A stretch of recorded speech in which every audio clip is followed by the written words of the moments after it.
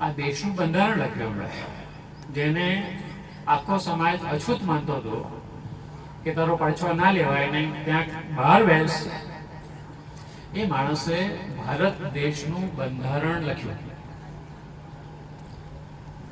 મેં આદિવાસી વિસ્તારમાં નાનો હતો ત્યારે પણ કામ શરૂ કર્યું. ડેડિયાપાડા, ભરૂચ જિલ્લામાં અંકલેશ્વર, વાલિયા, ઝઘડિયા કોલેજમાંથી નીકળ્યું ત્યારે કામ કરવા આવતો હતો.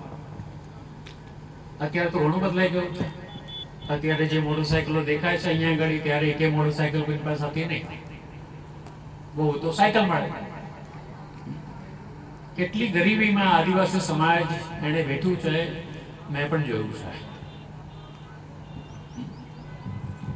પણ આજે સમાજ કહેતો હતો અમારે અમદાવાદ બાજુ આદિવાસી આવે તો આદિવાસી કઈ કોઈ ના બોલાવે, એમને લોકો મામા કે, જંગલી કે, મજૂરિયા કહે. પણ આ સમાજે મહેનત કરી છે તો આજે જેટલા અમદાવાદના સારા રસ્તા હોય, મકાનો હોય, બધા કોણે બાંધ્યા? આદિવાસી બાંધ્યા. એટલે નિરાશ ના થવું. કોઈ આપણું અપમાન કરે કે તમને આ ના આવડે તો માનવું જ નહીં. આ બધું બકવાસ છે. કારણ કે શક્તિ કુદરતે બધાને સરખી આપી છે. અને તમે બધાએ એક કુટુંબ તરીકે પાયલબેનને સાથ આપ્યો છે, એમના ટેકામાં તમે ઉભા રહ્યા છો.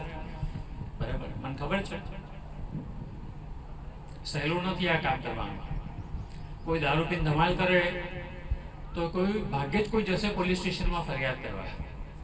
પણ જો કોઈ સારું કરે ને તો એની સામે પોલીસ સ્ટેશનમાં જવાવાળા બહુ લોકો હશે. અઘરું છે સારું કરવું. પણ તમારા ગામમાં લોકોએ ટેકો આપ્યો આજુબાજુ પાયલબેનને કે વાંધો નહીં, આપણે સાથે છીએ, તમે કરો.